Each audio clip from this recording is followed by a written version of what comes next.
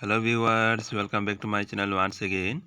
Viewers, আবারও তোমাদের সামনে ত্রিপুরা জেনারেল নলেজ থেকে ৬ নম্বর ক্লাসটি নিয়ে এসেছে।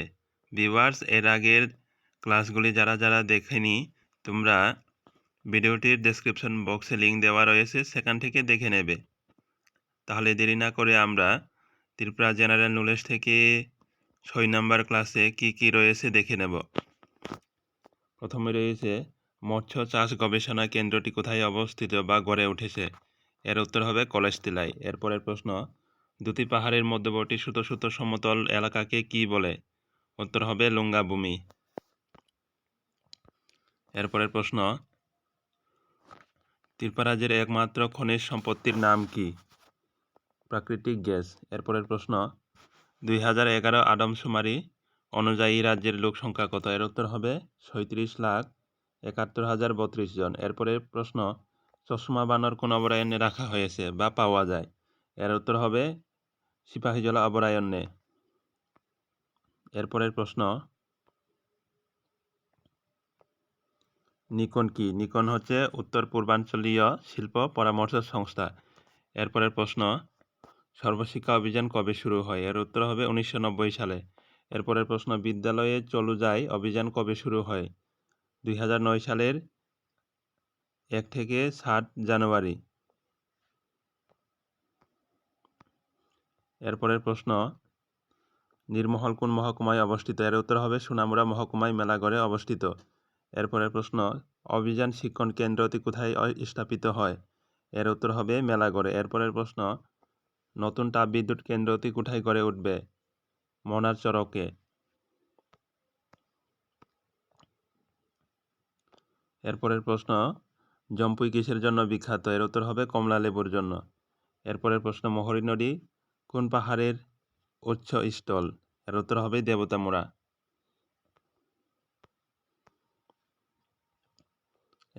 এরপরের প্রশ্ন রয়েছে, সম্প্রতি ত্রিপুরা রাজ্য দূষণ নিয়ন্ত্রণ পর্ষদ কোন সংস্থাকে দিয়ে রাজ্যের বিভিন্ন অঞ্চলে বায়ু দূষণ পরিমাপ করিয়েছে? এর উত্তর হবে এনভাইরোচক। এরপরের প্রশ্ন, ত্রিপুরা রাজ্যের 2টি লুপ্তপ্রায় প্রাণীর নাম কি? এর উত্তর হবে বনরুই ও বাইসন। এরপরের প্রশ্ন, আইটিআই রাজ্যে কয়টি আছে? এর উত্তর হবে 16টি সরকারি এবং 2টি বেসরকারি। এরপরের প্রশ্ন, রাজ্যে তাঁত শিল্প ক্লাস্টার কয়টি আছে? এর উত্তর হবে 24টি তাঁত শিল্প ক্লাস্টার আছে। এরপরের প্রশ্ন, নারকেল চারা উৎপাদন কেন্দ্রটি কোথায় গড়ে উঠেছে? এর উত্তর হবে উত্তর ত্রিপুরার পানিসাগরে। এরপরের প্রশ্ন, ককবরক ভাষা দিবস কোন দিনটিতে পালন করা হয়? ভেরি ইম্পর্টেন্ট কোয়েকশন, মনে রাখবে। প্রত্যেক বছরের 19শে জানুয়ারিতে ককবরক ভাষা দিবস হিসেবে পালন করা হয়ে থাকে। এরপরের প্রশ্ন রয়েছে, পিলাক কি? অনেক ইন্টারভিউতে এই কোয়েকশনগুলি জিজ্ঞাসা করা হয়ে থাকে। পিলাক হচ্ছে 8ম শতাব্দীর বুদ্ধ ভাস্কর্যের নিদর্শন এখানে পাওয়া যায়। এটি দক্ষিণ ত্রিপুরার শান্তির বাজার মহকুমায় অবস্থিত। এরপরের প্রশ্ন, ত্রিপুরা সুন্দরী মন্দিরটি কোথায় অবস্থিত? এর উত্তর হবে রাজধানী আগরতলা থেকে প্রায় 55 কিলোমিটার দূরে গোমতী জেলার উদয়পুরের কাছে এই মন্দিরটি অবস্থিত। এটি 51 পীঠের অন্যতম একটি বলে গঠিত। এটি হিন্দুদের পবিত্র তীর্থস্থান। এরপরের প্রশ্ন, এডিসি এর কোঠাটির পুরো নাম কি? এর উত্তর হবে অটোনোমাস ডিস্ট্রিক্ট কাউন্সিল। এরপরের প্রশ্নতে রয়েছে, টিআরপিসি কি? টিআরপিসি এর পুরো নাম হচ্ছে ত্রিপুরা রিহেবিলিটেশন প্ল্যান্টেশন কর্পোরেশন। এরপরের প্রশ্ন, ধলাই জেলার সদর দপ্তর কোথায় অবস্থিত? এর উত্তর হবে জওহরনগরে, আমবাসা। এরপরের প্রশ্ন, ত্রিপুরার সর্ববৃহৎ লেকটির নাম কি? এর উত্তর হবে ডম্বুর লেক।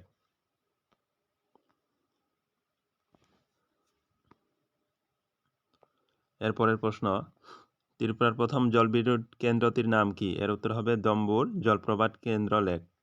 এরপরের প্রশ্নতে রয়েছে, এবিটিসি এর কথাটির পুরো নাম কি?